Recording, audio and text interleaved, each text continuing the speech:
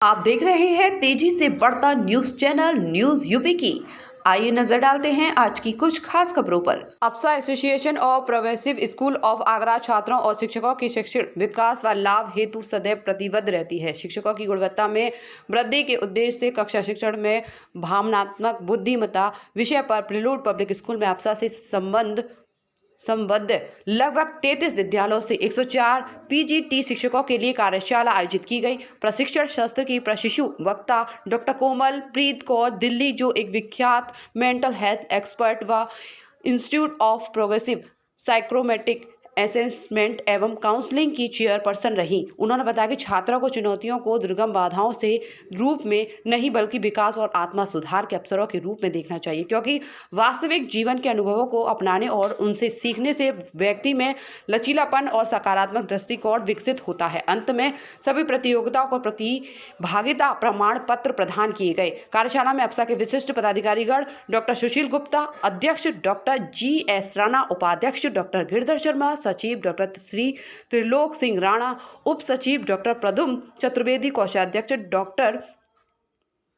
Doctor Pradum Chaturvedi कोषाध्यक्ष तथा prelude विद्यालय के प्राचार्य अरविंद श्रीवास्तव की गरिमामय उपस्थित रही। कार्यक्रम का संचालन शिक्षिका रूपाली शर्मा ने किया। शिक्षा का प्रारूप चेंज होता जा रहा है। आज की डेट में सिर्फ ये इनफ नहीं है कि सब्जेक्ट पढ़ाया जाए। जो टीचर है आज की डेट में, सोशल मीडिया के टाइम में जो बच्चे हैं उनको इमोशनल इंटेलिजेंस से डील करना बहुत इम्पोर्टेंट है, क्योंकि मोस्ट केसेस में ये देखा गया है कि बड़ी क्लासेस में टीचर ही काउंसलर का काम करते हैं बच्चों के साथ।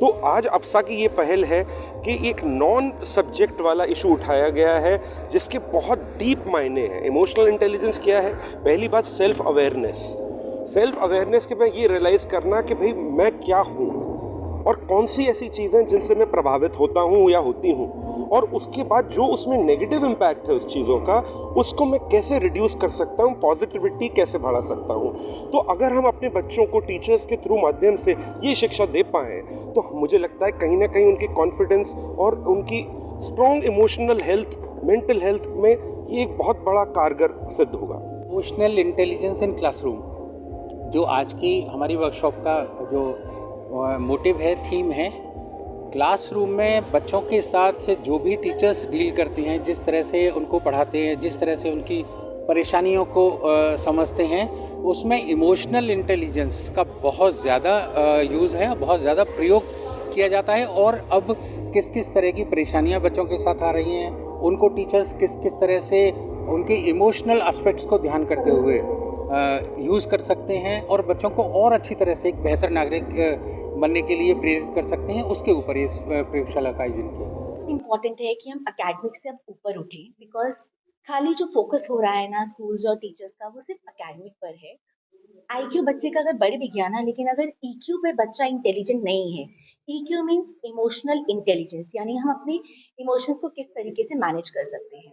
तो ईक्यू पर काम करना बहुत इंपॉर्टेंट है, जो आजकल के बच्चों में मिसिंग है। और इसलिए टीचर्स को आज यहाँ पर हमने ट्रेन किया है कि किस तरीके से वो अपने इमोशंस को भी समझें, अंडरस्टैंड करें और उसको कैसे मैनेज कर सकते हैं। And at the same time बच्चों को कैसे वो हेल्प आउट कर सकते हैं, बच्चों के लेवल पर कैसे जा सकते हैं, वो कनेक्शन कैसे बच्चों के साथ बिल्डअप कर सकते हैं। और हर एक बच्चे के अंदर देखो, अगर बच्चा कुछ भी बिहेवियर, कुछ भी ऐसा डिस्ट्रक्टिव बिहेवियर दिखा रहा है ना, उसके पीछे कोई ना कोई कारण होता है। अगर हम उसको सही ढंग से जानकर उस बच्चे को वहां से बिल्डअप करना शुरू करेंगे ना, बच्चा बहुत अच्छा करता है।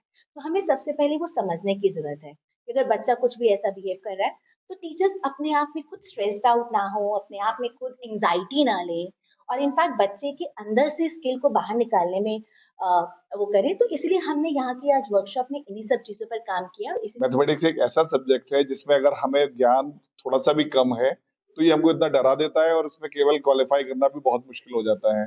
लेकिन इसी सब्जेक्ट पे अगर हम लोग पूरा कमांड करें और कुछ टेक्निकल सपोर्ट हमको और भी मिलता रहे हमारे गुरुजनों या इस तरह की वर्कशॉप से, क्योंकि आजकल AI का जमाना है और ये EI है, इमोशनल इंटेलिजेंस।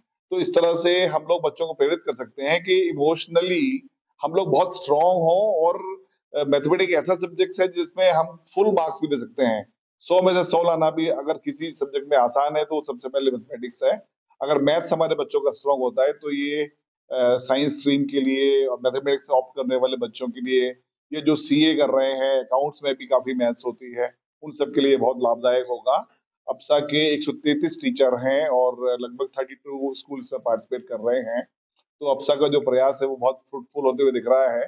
दूसरा, ये टीचर जो यहाँ सीख रहे हैं, ये डेफिनेटली अपने स्कूल के और शिक्षकों के साथ भी ये वार्ता विचार विमर्श करेंगे कि अपने क्वालिटीज को और कैसे एनहेंस करें। कभी-कभी मुझे घमंड होता है ये बताते हुए कि पूरे देश में यही एक संस्था है जो कि बच्चे, टीचर्स और स्कूलों के लिए कुछ अलग से काम करती है। हम 12वीं के बाद बच्चों को, लड़कियों को 3 साल के लिए स्कॉलरशिप देते हैं। 10वीं 12वीं के जो बच्चे स्कूल टॉप करते हैं उनको सम्मान करते हैं। उसके साथ-साथ अप्सा फिएस्टा करते हैं जो अपने आप में अलग चीज़ है। उसी के अंदर साल में हमारी 3 वर्कशॉप्स होती हैं जो कि हम लोग टीचर्स के लिए करते हैं। और उसी श्रृंखला में आज प्रियूड पब्लिक स्कूल में इस वर्ष की दूसरी वर्कशॉप हो रही है जो कि डॉक्टर कोमलप्रीत जो कि दिल्ली से आई हैं। 33 स्कूलों से 104 टीचर्स आई हैं और उन्होंने 3.5 घंटे से ज़्यादा की वर्कशॉप दी।